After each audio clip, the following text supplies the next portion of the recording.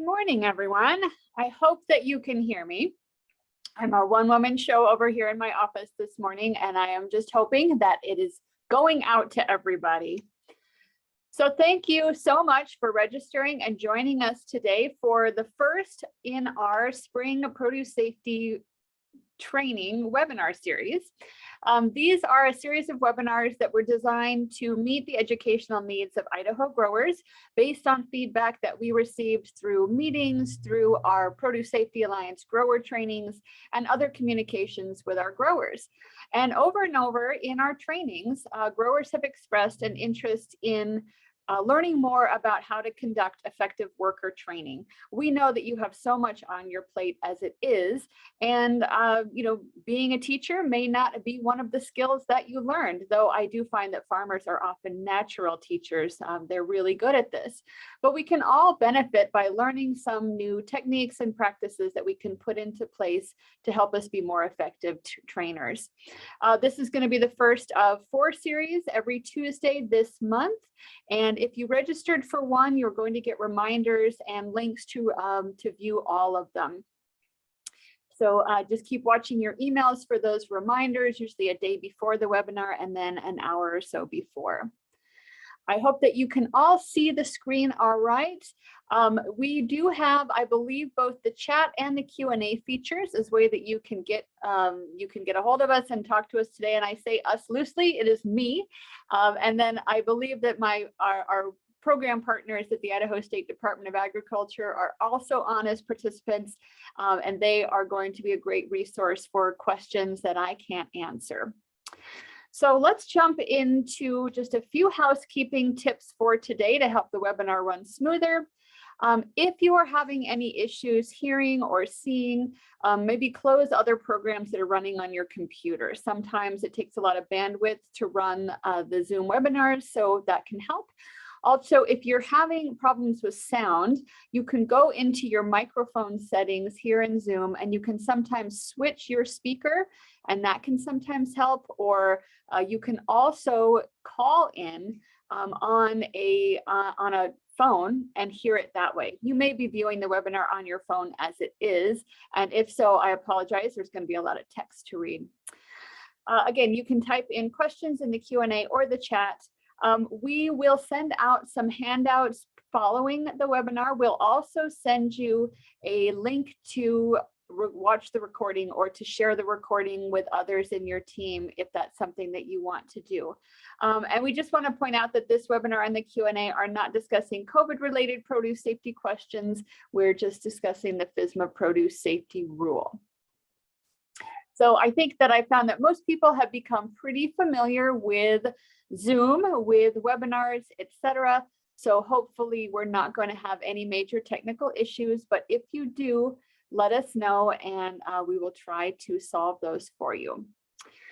So what are our goals for today? And I wanted to remind you also that this is a 2-parter. So we're going to do 2 webinars on worker training. And this first one is really about introducing the principles of adult learning. How do adults learn? How do we reach them most effectively? And then the next webinar in 2 weeks is really going to get into the nitty-gritty of what needs to be absolutely included in your worker training. It'll also depend on what you do on your farm. So we'll go over that. We'll help you to personalize a training for your farm. We'll also go over some very specific record-keeping examples and some templates to help you with that part. So hopefully you will be able to watch both of these, or either live or recorded. But again, this one today is really about setting the stage for better worker trainings. So after participating in our webinar today, we hope that you're going to be better prepared to train your workers in compliance with the FSMA produce safety rule as it applies to your operation. Hopefully going to help you to set some goals for your worker trainings. Think about some principles of adult learning when planning and implementing your worker training. And then hopefully you'll be better prepared to adapt your trainings to cover a variety of learning styles and needs. And like I said, again, we don't expect you all to be teachers, but learning some of the things that teachers know might help you to be more effective, because I have a feeling that you've got a number of goals for your worker trainings beyond just food safety. But food safety is what we're focused on primarily today. So this should not be new to most of you. I think most of the people that registered for this webinar have had some exposure and experience with the FSMA rules, and especially the produce safety rules. So just to go over it really quickly, if you're new to this, the Food Safety Modernization Act, or FSMA, was signed into law on January 4th, 2011. So it's now 12 years old, or 11 years old. I can't believe it. So this gives FDA, Food and Drug Administration, the authority to regulate food from farm to fork. It was the first sweeping food safety regulation overhaul since 1938, so it was due. And what it does is it establishes science-based minimum standards for safe growing, harvesting, packing, and holding of fresh fruits and vegetables for human consumption, focused on fresh fruits and vegetables that are commonly consumed raw.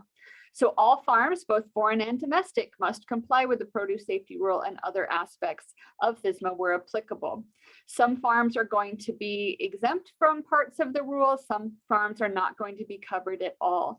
In Idaho, the Idaho State Department of Agriculture holds the regulatory authority and conducts inspections of covered farms. It also verifies those exemptions I mentioned. And University of Idaho is the education partner in our efforts here in Idaho. And we have created a decision tool to help you know if your farm is likely covered or not by the rule, if you haven't done it yet. Here's a link down here below. We'll also make sure that you get that. I might be able to put that in the chat for you. All right. So looking at the Food Safety Modernization Act and the FSMA Produce Safety Rule, we're going to be dealing primarily with subpart C, section 112.22 in the rule. And this is the personnel qualifications and training section. And there are a number of things covered in this section that we're going to refer back to or use as our guiding post for what we talk about. So in this rule is included the training requirements for those who handle produce or food contact surfaces, supervisor requirements, and the training record requirements. And like I said, we're going to talk more about the training record requirements at our next webinar. We're going to look more at getting ready to be able to offer good trainings. So is your farm covered by the rule? If you know this already, if you know that you meet the minimum sales requirements and that your farm is large enough, then yes, you must comply with all parts of subpart C. Now, if your farm is not covered, maybe you are selling less than $25,000 a year, so you're not even covered by the rule, or maybe you qualify for a qualified exemption. Do you have any employees? Is there more than just you who works on your farm? And if so, how and why should you consider training them? So whether it's a requirement of the rule or not, all employees and all partners on the farm are going to benefit from having training on how to do their job and how to do it effectively. And so hopefully this webinar is going to be helpful to you no matter where you fall in compliance with the produce safety rule. And again, it's very important that all employees and all people who work on a farm understand and are versant in food safety because it affects everyone. And your farm may be exempt from the rule, but it's not exempt from good agricultural practices and producing safe food. So again, that just whatever size you are, everyone should be on the same page when it comes to the practices that are done on your farm, how you want things done, especially if you're not doing them yourself. And again, how do we maintain that safe food from seed to harvest to the end consumer? It's very important, and everyone should be involved. So what are those requirements in that subsection C? Well, number one, all personnel who handle produce or food contact surfaces. So a food contact surface is anything that contacts food. It could be a tabletop, it could be a conveyor belt, it could be a harvest bin, it could be a gloved hand, right? Anyone who does these things must receive training upon hire. And you'll notice when I use the word must, that is because this is language found in the rule and this is a requirement. If I use the word should or might or would be a good idea, these are things that we feel strongly will benefit you and your farm. But if I say must, it means that it is directly from the text of the rule. So all personnel, including temporary, part-time, seasonal, and contracted personnel who handle covered produce or food contact surfaces or who supervise these personnel must have a combination of education, training, and experience necessary to perform their duties, right? Are they qualified to do this job? And do they have the tools, skills, and experience to do it? And are they supported with training? In addition, training must be repeated annually and as needed if your observations or information indicate that personnel are not meeting the standards that they've been taught. And your trainings must cover principles of food safety, worker health and hygiene, and applicable requirements of the produce safety rule. Some of these applicable requirements may change based on what you do on your farm, what you grow, how you handle it. But these are the minimums. And this is where really today's training comes into play. Training must be conducted in a manner that is easily understood by those learners. And you must keep records of training that document the required training of personnel, including the date of the training, the topics covered, and the persons trained, right? So who, what, where, when, how, and why. So let's talk about this a little bit. What is going into this training, right? Yes, the principles of food safety and hygiene. Also, the importance of health and personal hygiene for visitors and all personnel, including recognizing symptoms of a health condition that's likely to result in contamination of covered produce or food contact surfaces. So they've got to understand basically what food safety and hygiene are all about and how to recognize if they're sick or if someone else is sick and why that poses a risk to produce. Now, if you've been through our produce safety trainings, we spend an entire module on that. So we're not going over that in today's training. And then additionally, if there are standards in subpart C through O, so quite a big chunk of the produce safety rule that apply to an employee's job responsibilities, they need to receive training on that. And so we will address that a little bit more in the second part of the webinar series. So how are our Idaho farms doing? We did talk to our inspectors at ISDA. They don't share any personal or identifying information or confidential information with us, but they do let us know the trends that they're seeing and what kinds of things that they have observed on those farms. We don't know which farms or how, but we do know that some of these things were observed. So number one, there was a failure to train labor that was contracted from another farm on the inspected farm's requirements. So if you're borrowing labor, if you're sharing labor, they still need to be trained on what happens on your farm, even if they've received a general overview training. Our inspectors also saw failure to provide records of training for current employees, failure to provide any records for any employees, and evidence that employees were not following required practices. So things like, they observed questionable hygiene practices or sanitation practices.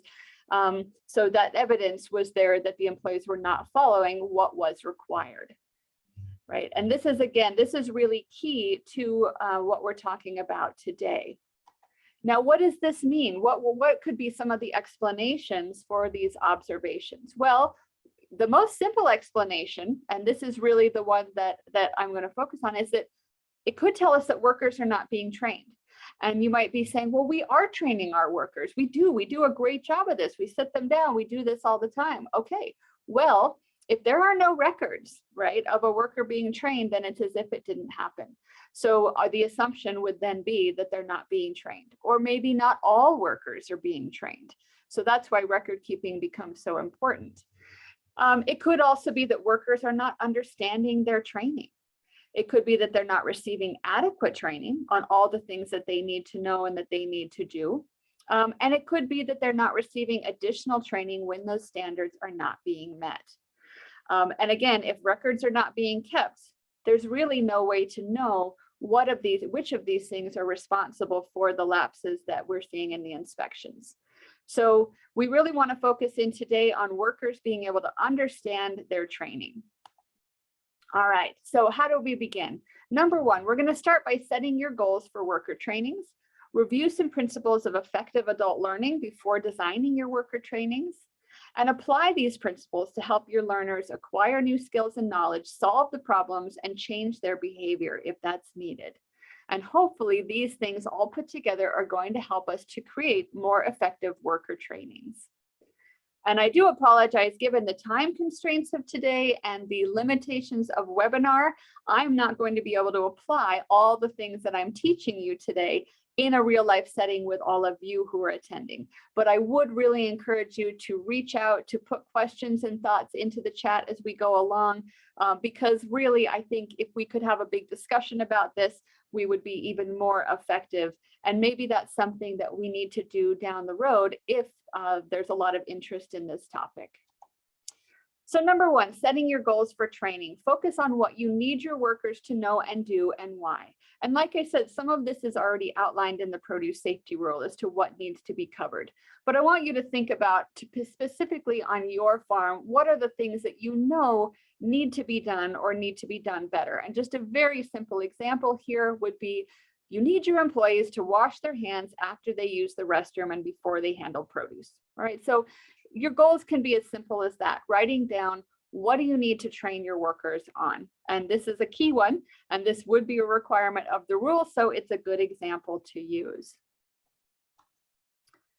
Next, we need to understand our learner, right? And we're talking about adults. And yes, these are not learners who are signing up for a class or, opting to go back to school, but they are still opting in to work for you. And as such, we need to look at them as an adult learner. And so there are a few key points when we think about teaching other adults. So number one, adults are generally internally motivated and self-directed to learn, right? They're not being forced to go to school by their parents anymore. Adults are bringing their life experiences and their knowledge with them, all right? And this can be a positive, this can be a challenge, but it's something that is happening. Adults are typically goal-oriented, right? They want to know, why is this important? Where is this going? And what is it going to do for me? Adults are generally practical, right? They're not going to spend a lot of time or energy on something that they don't see value in. And adults like to feel respected, right? Even if they're an employee, even if they're at the bottom of the rung of the totem pole, they're still a human being that wants to feel respected.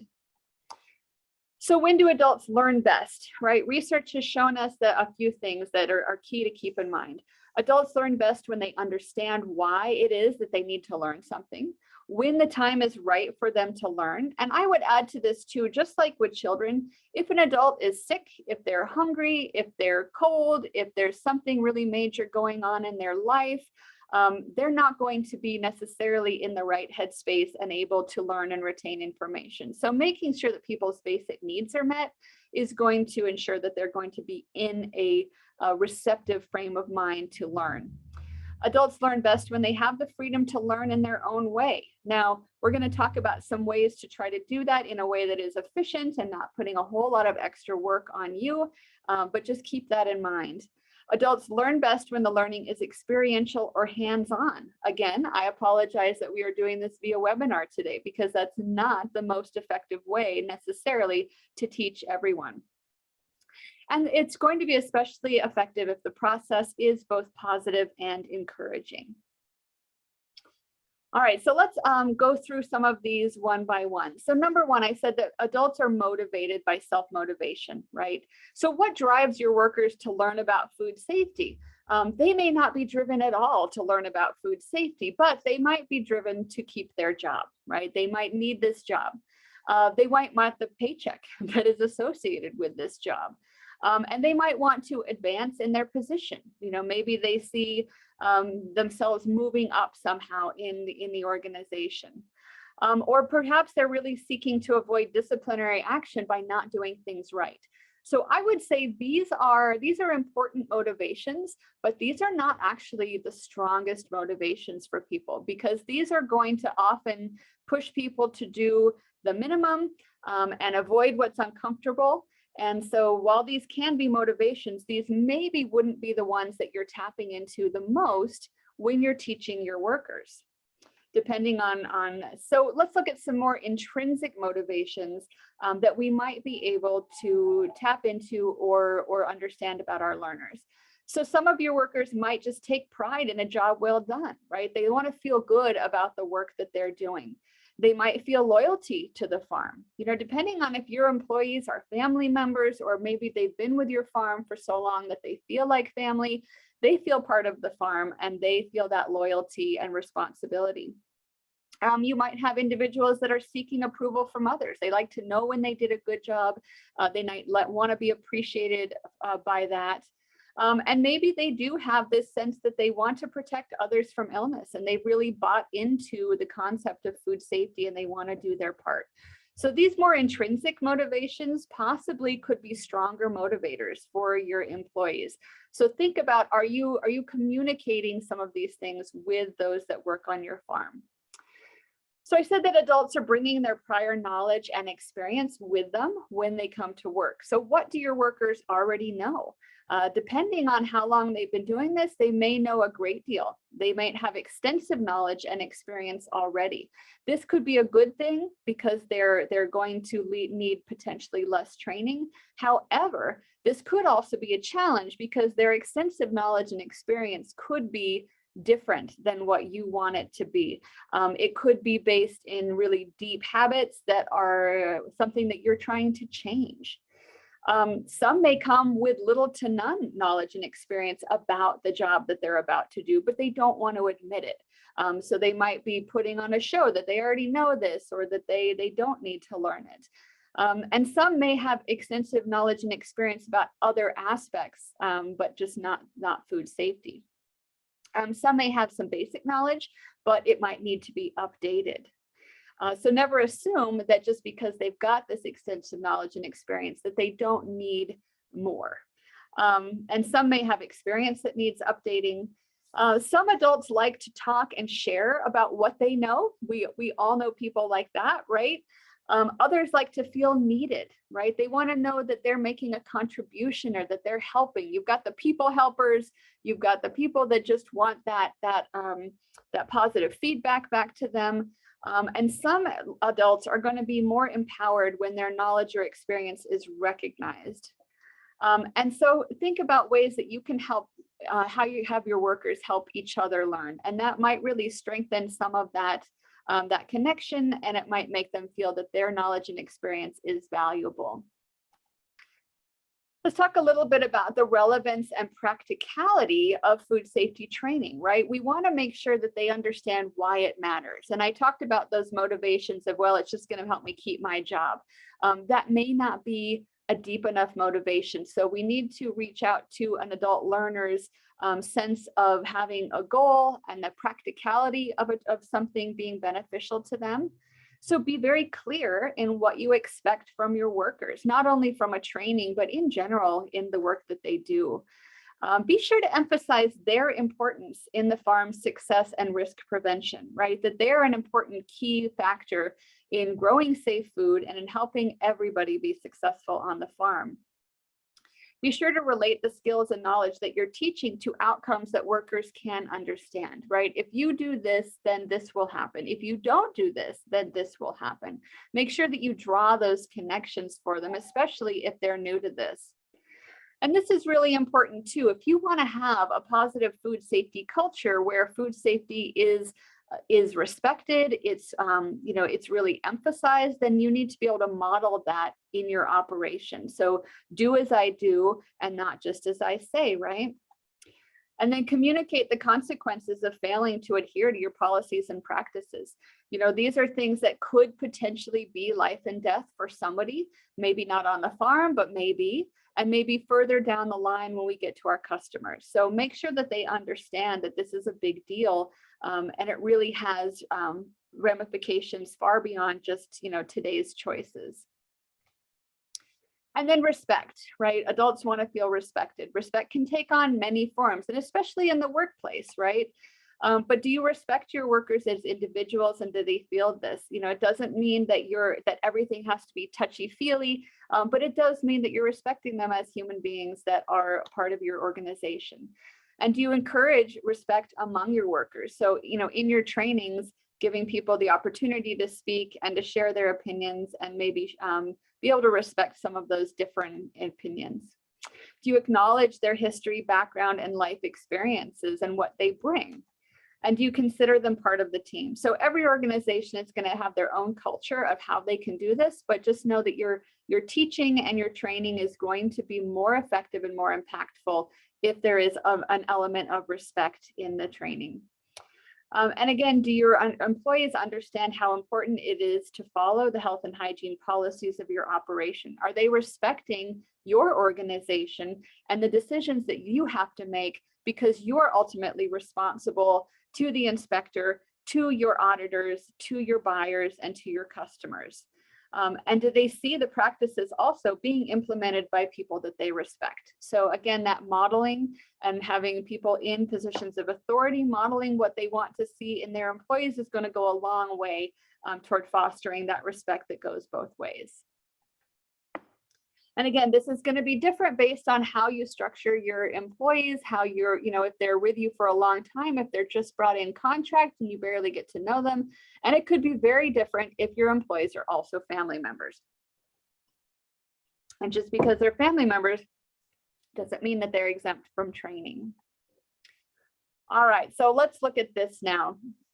We're going to get a little bit more into some learning styles of adults. I also want you to think about how you might plan ahead for differences or challenges in the way your workers are comprehending information, any cultural norms, or even differing abilities among your employees. And this is really how we're going to structure our worker trainings. And again, we're not going to talk specifically about record keeping today, but we are going to talk about how you might build record keeping into the training process from the very beginning. And I think I didn't want to go too long, but we could stop for just a second here. And if anybody has any questions about what we just talked about some of the principles of adult learning, I'd be happy to entertain some questions or some chat really quick. We're actually doing just fine on time. And I think in the chat, you can chat with me directly, or you can share with everybody in the group.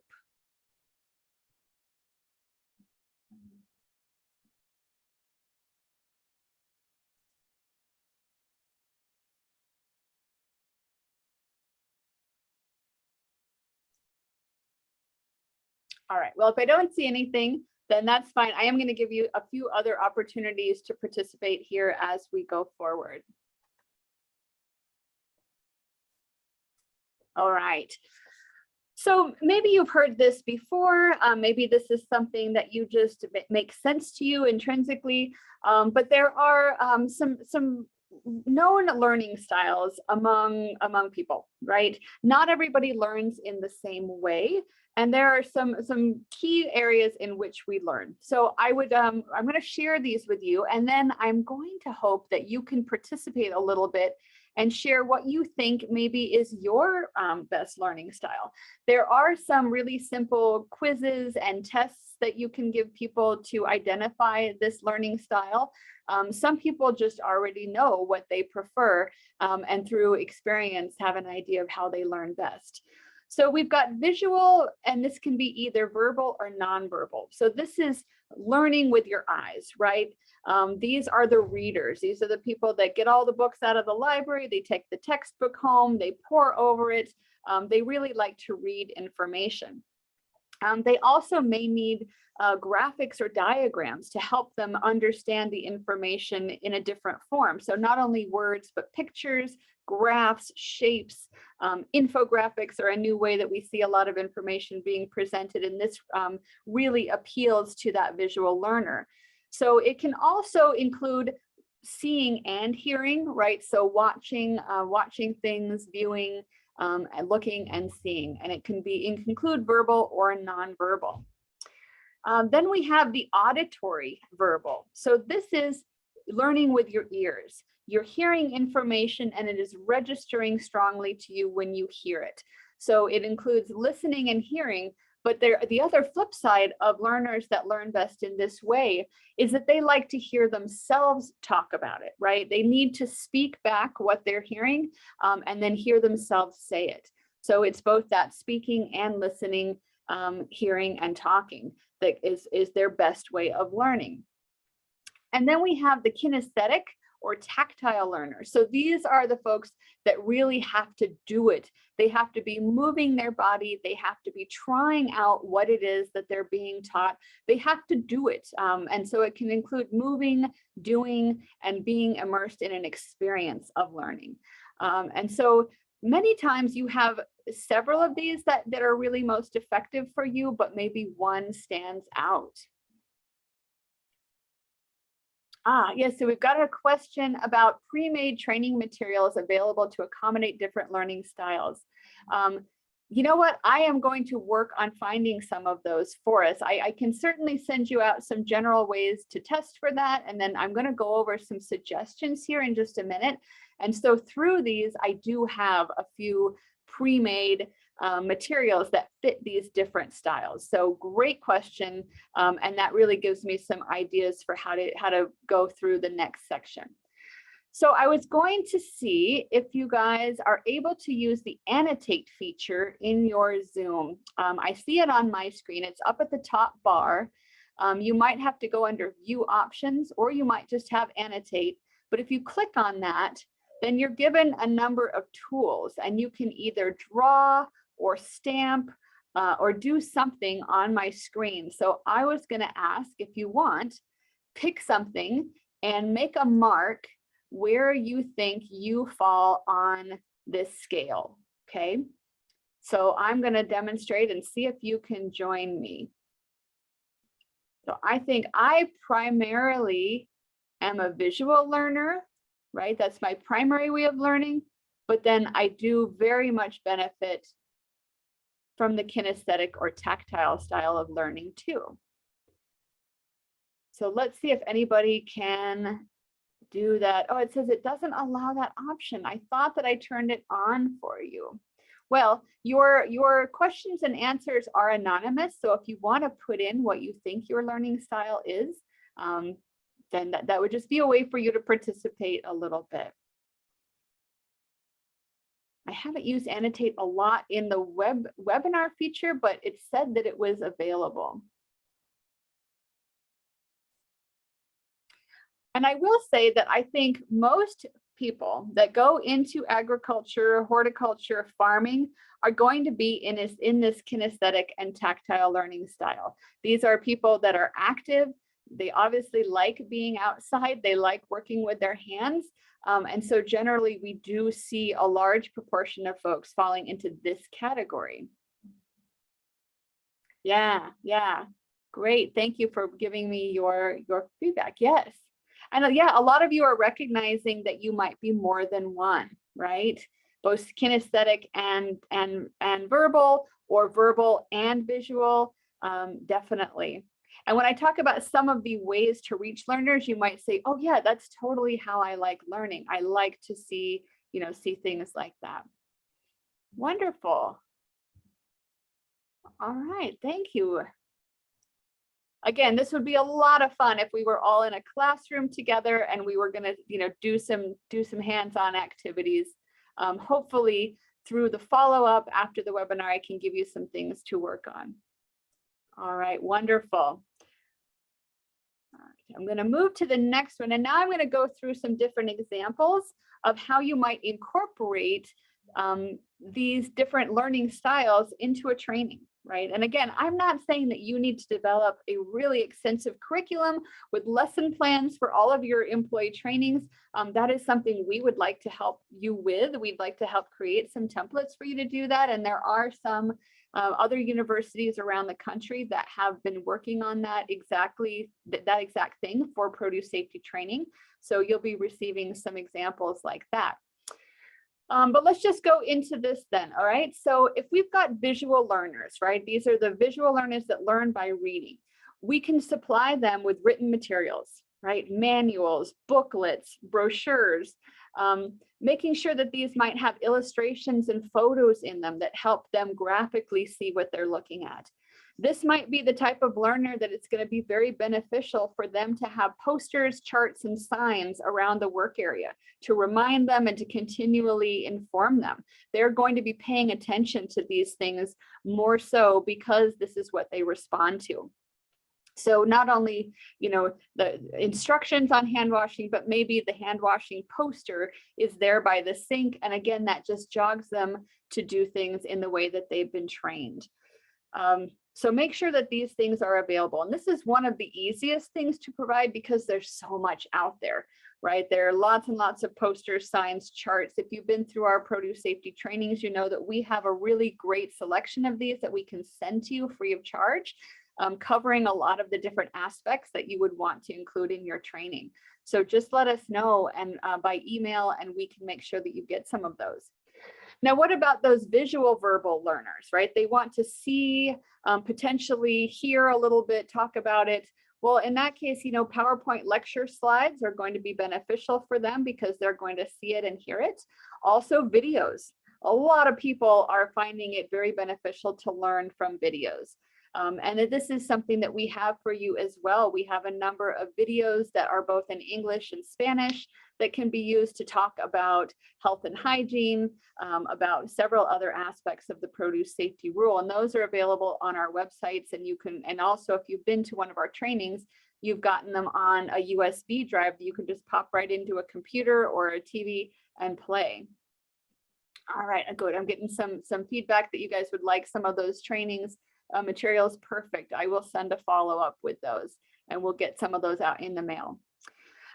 So going beyond just PowerPoints and videos though, even being able to demonstrate something in front of a group, right? Show and tell can be very beneficial to the verbal or the visual learner. And then maybe also interviews, interviewing somebody else about what they do, being able to see and hear is going to help those learners. And you might think of lots of other examples beyond just what I'm sharing here. So what about our auditory and verbal learners, right? These are the ones that like to hear, listen, and speak. So again, having videos, but videos with sound. So they're not only seeing it, but they're hearing it. Lecture, again, just, talking about things can be beneficial to these kinds of learners. Maybe if there are podcasts or recordings that they can listen to, maybe even as a refresher, that might be beneficial to them. Just simply speaking about the topics that you want to teach.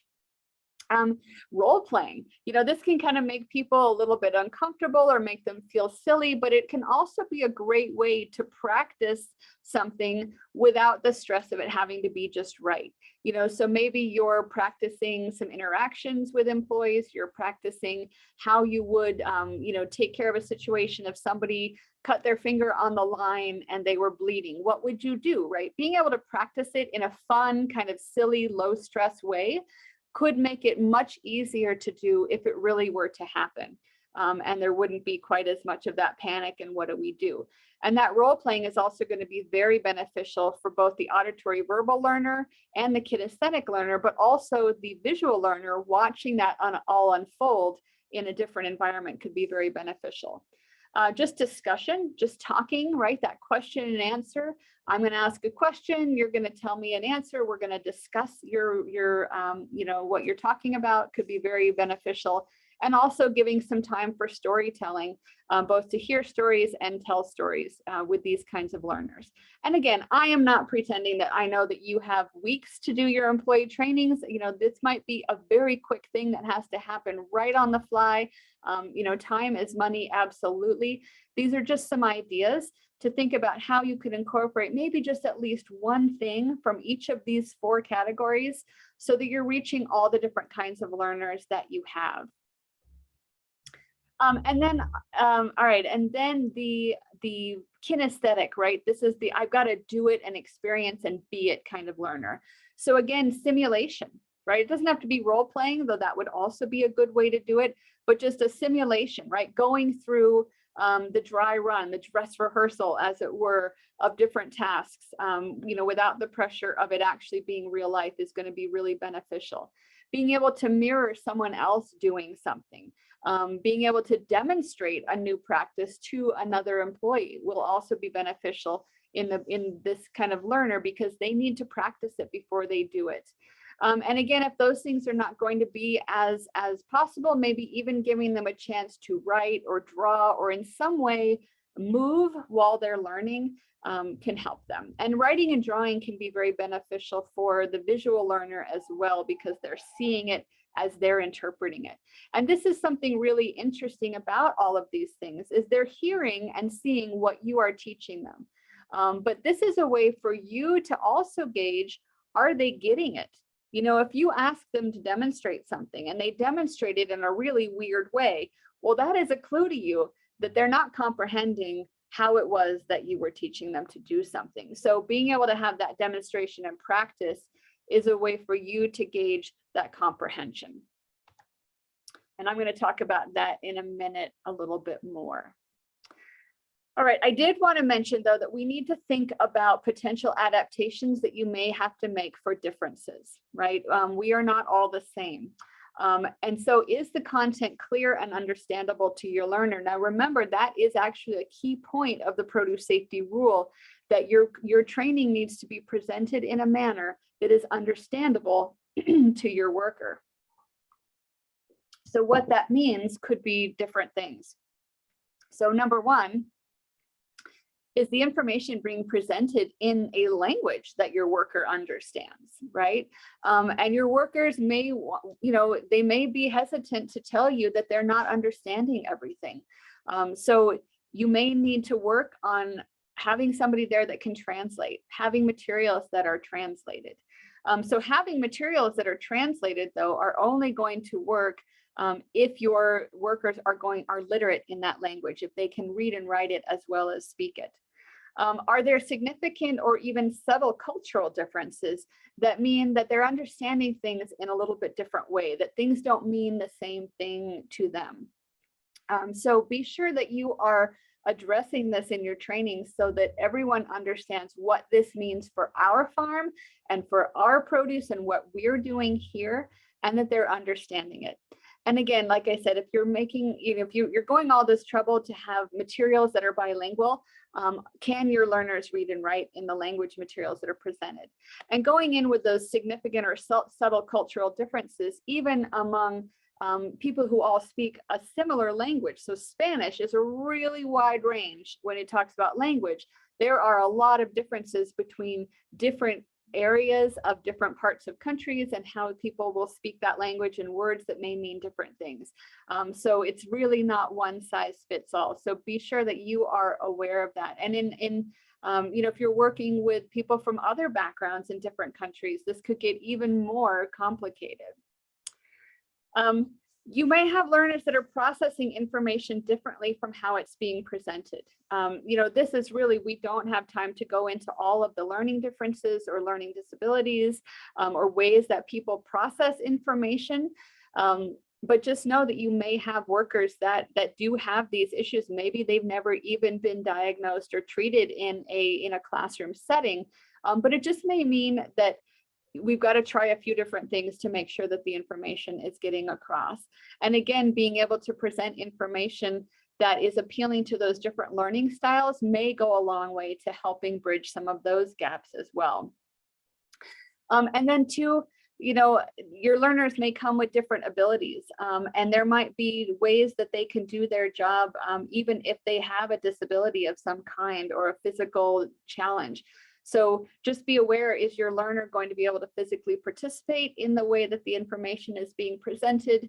Do you need to make any adaptations so that everyone is getting the material and the information in a way that they can apply? And again, this could be a whole nother class, and maybe it's something that you don't feel equipped to handle. So let's just be sensitive to it and aware of it. And maybe your employees can help you to reach them if they know that they have these needs. All right, so how do we know that they've got it, right? How do we check for comprehension? How do you know that your trainings are working? Now, it's probably not appropriate for you to, come up with elaborate tests and all right, today is test day. Everyone's going to sit down and they've got their 8-page test. But it might be appropriate for you to quiz them or have some idea of how you're going to ask questions in a training to gauge that they are getting the information and that they are able to tell it back to you. So some ways that you might do this that are outside of kind of the academic thinking of a quiz or a test Can your workers repeat directions? Can they give instructions to someone else? Can they restate your policy back to you or explain it to another? So again, that would be some evidence that they are internalizing what's being taught. They have understood it and they can share it with others. And really, teaching something to another person is one of the best ways for you to reinforce the learning that you have. So giving them that opportunity is going to be twofold. It's going to show you that they get it, and it's also going to lock it in for them even more and potentially benefit another employee that really learns best when they're working with their peers. And then two, not only verbally repeating instructions or directions, but can they demonstrate the proper actions without a prompt, right? If you say, all right, I want you to show us this. I want you to show us the cleaning and sanitation process for this line. Can they do it? And again, you know, if you can do this without really making people uncomfortable or putting them on the spot, but maybe you need to. I mean, maybe you're dealing with things that are really serious, and you've got to know that 100% they are going to be able to do this and do it right. And if they aren't, then you go back and you find out where it's not working.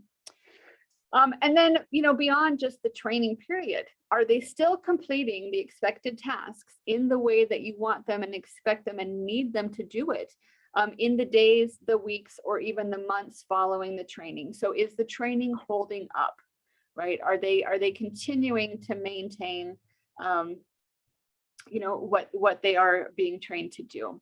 And I'm just going into the chat for a minute. Yes, so some of the materials that I've seen developed, especially by Kansas State, are in English and Spanish, and I will share those with you. We are still developing our own for Idaho. Some of our things like our videos and some of our fact sheets, yes, are absolutely translated. So we will get you what we have, and then we will look for any holes where we can continue our translation and get those materials to you. All right, great questions. Yeah, so just coming back, make sure that you figured out some way to check for comprehension in your training, or you're spending a lot of time and energy on trainings that may not be working. So this is good feedback for you to know that it's working and that you can trust that it's going to hold up. All right, so this is where we are, right? We've trained our workers and we know that the practices are going to be in place and we don't have to worry so much. And when the inspector comes, we know that our employees are trained. And in our webinar in 2 weeks, we will talk about how to check those boxes off and how to build that record keeping into our trainings and how to design a curriculum or an outline for training that works best for your farm, for your seasonality, and for the types of employees that you have. So that is all coming. So let's review a little bit, and then we'll have some more time for questions and answers. So based on the produce safety rule, what do we train, right? What's in the worker training requirements? Well, your workers must be trained upon hire, and it must be repeated annually, right? It also must be repeated if you observe or learn that your workers are not meeting their standards.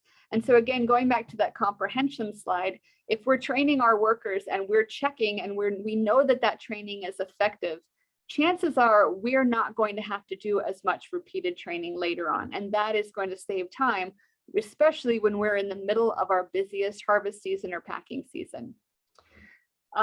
Any workers that are handling covered produce or food contact surfaces and their supervisors must be trained. Now, if you're a supervisor, hopefully you've been through our Produce Safety Alliance grower training, and that counts as one of your trainings.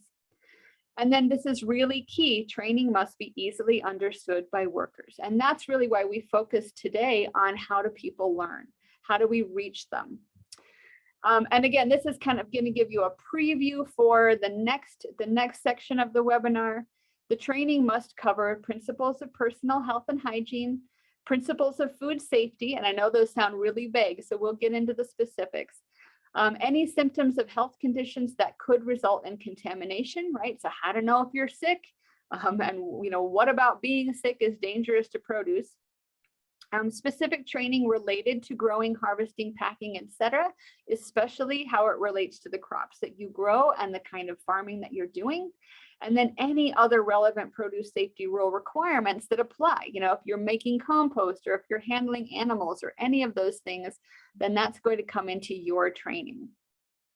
right? So this is what we need to train our employees to do, and these are the requirements under the rule. And then going forward, right, let's review how we train. We train by motivating our learners. We figure out what's motivating them, and then we use that to generate that interest and that commitment to learning. We acknowledge that our learners are coming with knowledge, skills, and life experience. We work to make that training relevant and practical to their job and to their success in their job. We respect the individual. We present trainings that complement multiple learning styles, right? So visual, verbal, auditory, kinesthetic. We do our best to accommodate differences, right? We can't always bridge every gap, but we can do our best to make sure at least that we are giving trainings in the language and learning style that works best for that person. We want to check for comprehension so that we know that we are being effective in our training. And then really importantly, we do need to model what we teach so that it's being seen, it's part of the culture of our organization, and it's really, we're all on the same team when we're doing produce safety. So what's next? Again, I keep talking about our next webinar, but it is going to be on April 19th. And it will be Effective Worker Training Part 2. And here's what we're going to cover in that one. We're going to talk about personalizing a training for your farm or operation. So this is going to be not only what you do on your farm, but who works on your farm with you. We'll get deeper into the specifics on what to train to be in compliance with the produce safety rule. We'll pull those things out a little bit more and talk about what do we mean by the principles of food safety and hygiene and things like that. We'll pull together all the different tools, templates, and resources that we have found that can help you implement trainings more efficiently. And hopefully at that time, you'll be able to give us some feedback on whether some new materials needed to be developed specifically for Idaho and what we can do to help make that happen. And then we will go over required record keeping related to worker training, because like I said, that was probably the #1 observation from our inspectors around employee training was maybe training is happening, but we don't know that it's happening because there were no records kept. So figure out how to build that in from the start so that it's really easy for you to do that. All right, so we really hope that you'll join us for that one and join us live to probably get the most benefit out of it, but it will be recorded as well. So I did mention that one is in 2 weeks, and we have a training every week in April. So right now, today, you're in Effective Worker Training Part 1. Next week, we are going to be doing a replay from 2021, and that was our most popular webinar last year, and that was managing pests in enclosed buildings. So talking all about the rodents and other critters that we want to keep out of our buildings. It was a great presentation. Because of that, there will not be live Q&A, but we will capture Q&A and potentially be able to respond to it after the webinar. Then live again for the next one will be Effective Worker Training Part 2, what works for your farm. And then our last webinar is going to be really focused on managing bird pests. We have seen a lot of issues with that in Idaho. People are struggling with it. So we're going to bring out some ideas for how to manage those birds, especially in partially enclosed buildings. I did want to remind you that all of our webinars from the past are recorded and they are available on our website, which is right here. And I'll send that link out in a follow-up. It will be within the next 48 hours, you will get the recording of this webinar, and you'll also get the links to the previous webinars. You can see in 2021, we were covering the difference and the similarity between FSMA and GAP. Again, the mice and rodent and bird webinar that we're going to be replaying next week, and approaching composting safely. And then in 2020, we had hygiene habits, sanitation basics, and simplifying record keeping, if you'd like to go back and view any of those. All right, so those are upcoming. And so lastly, I'm going to stop here and open it up for any questions, but I also want to let you know that we do have a survey on today's webinar. We'd love to get your feedback. You can type in this link, or you can go straight to this QR code with your phone if you'd like to do that, and we can get that feedback from you. It really benefits us. It lets us know if we're on the right track with these trainings and what else we might need to do to help you out. So I'm going to stop talking because I really want those of you that have questions to be able to ask them.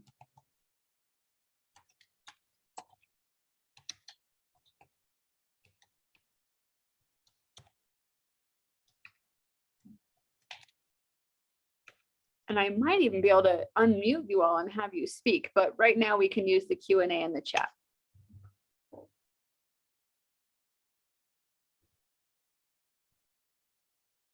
And even thinking ahead to the webinar in 2 weeks, is there anything that you would like to have covered? You know, that's a specific question that you have when it comes to training on your farm.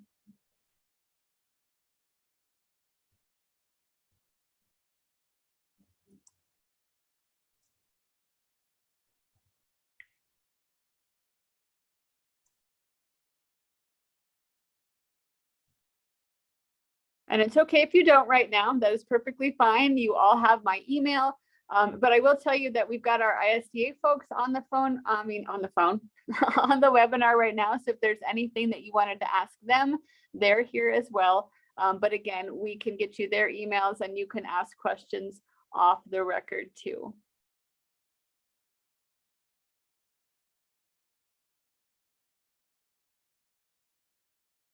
But I did capture in the chat those of you that want to receive materials, and we'll get those out to you. I'll make sure that our partners at ISDA are seeing those and can mail you out our poster kits. We've got some great stuff that you can use in your trainings.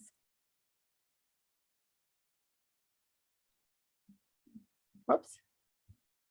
My goodness, sorry. Oh, what am I doing? All right, I'm going to stop recording because I'm just messing this up.